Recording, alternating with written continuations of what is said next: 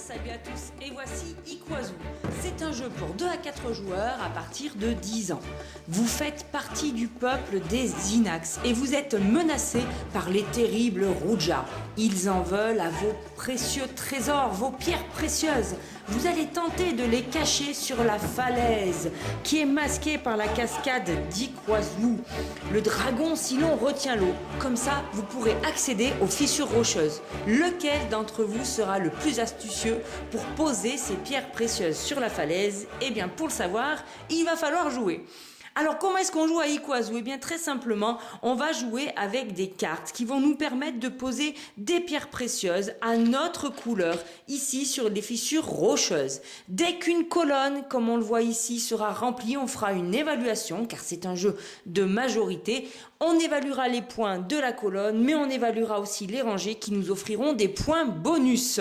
Et on va jouer comme ceci de tour en tour jusqu'à ce qu'on avance au fur et à mesure de la cascade et qu'on arrive au dernier décompte. Alors, comment se manifeste le décompte? Eh bien, il y a ici, en début de partie, une barre qui est installée. On voit les décomptes de chacune des colonnes. Ici, ce sera le dernier décompte, le dernier tour où on jouera, on évaluera la dernière colonne. Et après, on comptera l'avant-dernière et la dernière colonne, mais à partir d'ici, on ne joue plus.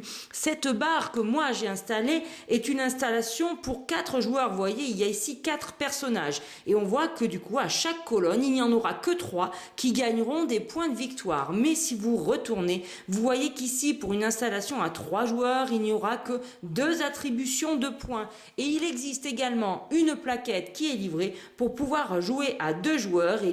Il n'y aura qu'un joueur qui gagnera des points.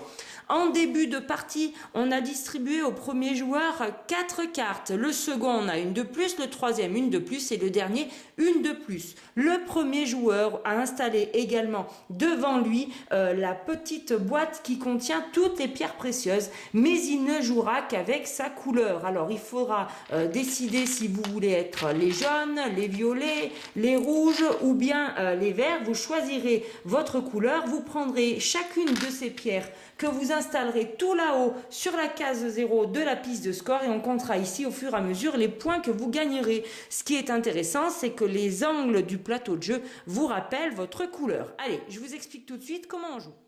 On commence la partie avec le premier joueur et à votre tour de jeu, vous aurez le choix entre 2 actions. Soit installer une pierre précieuse en dépensant des cartes sur la falaise, soit piocher 4 nouvelles cartes de la pioche, sachant que vous ne pouvez pas avoir plus de 12 cartes en main. Si par exemple je veux installer une pierre précieuse, eh bien je vais devoir dépenser le bon nombre de cartes en fonction de la colonne où je veux les installer. Dans la numéro 1, il me faut une carte de la bonne couleur selon l'endroit où je veux installer ma pierre précieuse. Dans la colonne numéro 2, 2 cartes, 3 cartes, 4 cartes et 5 cartes, c'est rappelé ici tout en haut du plateau de jeu. Donc moi j'ai plusieurs possibilités. Je peux soit installer une pierre précieuse sur du orange, mais là uniquement dans la première colonne car je n'ai qu'une carte, soit je peux installer une pierre précieuse dans la colonne numéro 1 en ne dépensant qu'une carte blanche, soit dans la colonne numéro 2 en dépensant 2 cartes, ou dans la colonne numéro 3 en dépensant 3 cartes. Pour l'instant, je n'ai pas encore accès aux colonnes 4 et 5. Alors, je vais par exemple dépenser la carte orange pour prendre dans le petit bac marron ma pierre précieuse de ma couleur. Donc moi je joue avec les violets et je l'installe à ce moment-là dans la première colonne sur l'orange de mon choix. Celui-ci, celui-ci ou celui-ci. Eh bien je vais prendre celui-ci parce que vous allez voir, c'est assez malin. Mon tour est terminé et on va passer le petit bac de pierres précieuses au joueur suivant en respectant à l'intérieur, on le voit bien, la flèche. Donc je le passe comme ceci au joueur suivant qui lui à son tour aussi va décider s'il pioche 4 cartes ou s'il installe une pierre précieuse. En début de partie, tout le monde a reçu des cartes. Le premier joueur a débuté avec la boîte de pierres précieuses. Le joueur qui est assis à la droite du premier joueur a reçu en plus la petite boîte avec des gouttes d'eau. Il va donc devoir les utiliser quand son tour arrive. C'est donc son tour, il a la boîte de pierres précieuses, alors il va jouer comme tout le monde, soit prendre des cartes, soit installer une pierre précieuse. Il a décidé de s'installer ici, il est le joueur jaune, en mettant une pierre précieuse dans la colonne numéro 1. Il a dépensé une carte blanche. Mais juste avant de passer la boîte au joueur suivant, il va devoir prendre une des gouttes d'eau de cette petite boîte et l'installer dans la falaise car elle est très humide. On le voit bien dans la colonne numéro 1, les gouttes tombent comme ceci. Il doit donc, avant la fin de son tour, poser une goutte dans le premier emplacement libre de la première colonne. Donc on voit la goutte qui tombe, hop hop hop, elle tombe, et bien elle tombe là. Il n'y a pas de pierre précieuse, donc on place tout de suite une petite goutte ici. Son tour est maintenant vraiment terminé. Il va donc prendre la boîte de pierres précieuses et la faire passer comme tout le monde à son voisin de gauche. Il garde bien devant lui les petites gouttes et la partie peut continuer comme ceci. La première colonne est remplie, on va donc procéder à un classement intermédiaire. Peu importe que ce se soit terminé avec une pierre précieuse ou une goutte d'eau, on évalue la colonne en premier pour répartir les points de victoire en regardant les scores sur les pierres. Celui qui sera majoritaire gagnera 5 points, le second 3 points et le troisième 1 point. Il y a toujours un joueur qui ne gagne pas, qu'il soit présent ou non dans la colonne. Alors on regarde ici, et bien dans la colonne numéro 1, le joueur jaune a posé 2 pierres précieuses, on en voit une là et une là. Il gagne donc 5 points de victoire et ensuite pour la seconde place, vert a mis une pierre et violet une pierre. Et bien c'est là que c'était intéressant et malin de se mettre ici, car pour répartir les égalités de points à la verticale dans les colonnes, c'est celui qui, en cas d'égalité, a la pierre la plus en bas de la colonne qui remporte cette égalité. Donc violet à 3 points et vert à 1 point. Mais on ne gagne pas que cela, on gagne également les tuiles bonus que vous voyez ici apparaître, mais celles-ci, on va les gagner rangée par rangée. Alors si on regarde la première rangée, on regarde qui est majoritaire. Jaune est tout seul, il remporte donc la tuile bonus. Ensuite, dans la deuxième rangée, vert est tout seul, même s'il est installé d'avance sur la deuxième colonne, et c'est d'ailleurs pour ça que c'est intéressant de commencer à se positionner sur les colonnes à l'avance, et bien il remporte le bonus ici. Ensuite, on regarde la troisième rangée, vert a une pierre, jaune une pierre et rouge une pierre. Là aussi, il y a une égalité. Et bien, dans le cas des égalités pour les bonus, c'est celui qui a la pierre le plus à droite du plateau de jeu, c'est normal, il a dépensé plus pour être dans cette colonne-là, qui remporte le bonus, et ainsi de suite. On va distribuer comme ça tous les bonus. Ici, c'est violet qui le remporte, et ici, il y a violet et rouge, mais c'est rouge qui remporte le bonus suivant.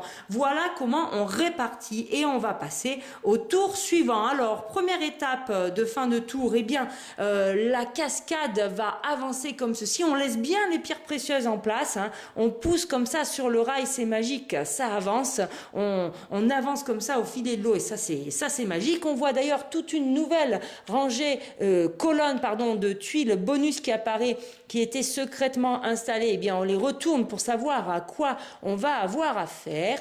Le joueur qui possédait les pierres précieuses, eh bien, comme d'habitude, le passe au joueur suivant en suivant les flèches. Et le joueur qui possédait les gouttes d'eau, eh bien, lui, on va regarder à l'intérieur le sens de la flèche et dans le sens inverse. À ce moment-là, et ce n'est qu'à ce moment-là, quand une colonne a été évaluée, qui passe la boîte au joueur d'après, et on reprend comme ceci la partie jusqu'à la fin du jeu. Tout au long de la partie, on gagne de précieux bonus. On les utilise pendant son tour, à n'importe quel moment, et on en dépense autant qu'on veut. Cela nous permet de récupérer des cartes supplémentaires indépendamment de l'action qui fait piocher des cartes. 2 cartes, 3 cartes ou 4 cartes. On les adore, ces bonus-là.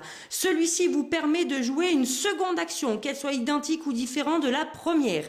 Et celui-ci vous permet de ne pas tenir compte des couleurs de cartes. Seul le nombre de cartes est important. Et puis tout simplement, on va trouver des bonus qui vous rapporteront des points de victoire. On les comptera en fin de partie. 2 points, 3 points ou 4 points. Et justement, la fin de partie est arrivée car on aperçoit la dernière colonne. Alors les bonus bleu foncé ne sont que des points de victoire et on est surtout sur le décompte de avant-dernière colonne. Alors on va compter et vous avez vu que tout au long de la partie, la quantité de points à se répartir est de plus en plus importante. On a fini de jouer, on ne joue plus. On dit qui est le premier pour remporter 13 points. points, le second 9 points, le troisième 5 points. Et puis on compte également cette colonne-là et cette colonne-là. À ceci, on va ajouter tous les points. Bien évidemment, on distribue les derniers bonus comme normalement. On va ajouter tous les points que les joueurs ont stockés devant eux et on va avancer sur la piste de score nos pierres précieuses pour voir qui remporte la partie et qui a le plus préservé le trésor des Inax. Et bien voilà pour l'excellent Ikoizu que je vous recommande à fond. Et moi, en attendant, chers amis, je vais me cacher derrière une cascade et je vous dis, amusez-vous bien.